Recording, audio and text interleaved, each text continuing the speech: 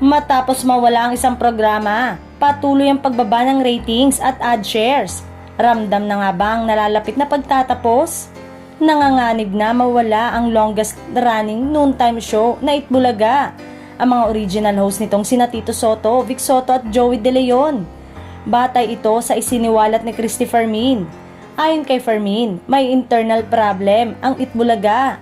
Samantalang kakaibang episode daw ang putahing ihahain ng isang programa at may pa-graduation na magaganap.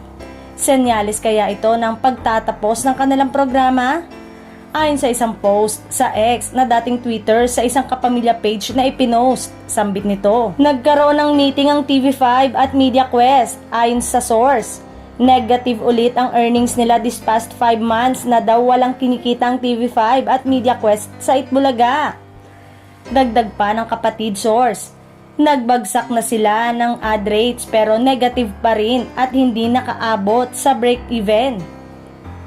Masama na ang loob ng Media Quest at TV5 sa kanila at marami tuloy ang nangangamba na sibakin ito anytime soon. Maaalalang kamakailan ay pinasinungalingan na ang mga kumakalat na chikang matatapos na sa pag-ere ang Itbulaga dahil sa hindi makasipa sa TV rating sa mga katapat na noontime show.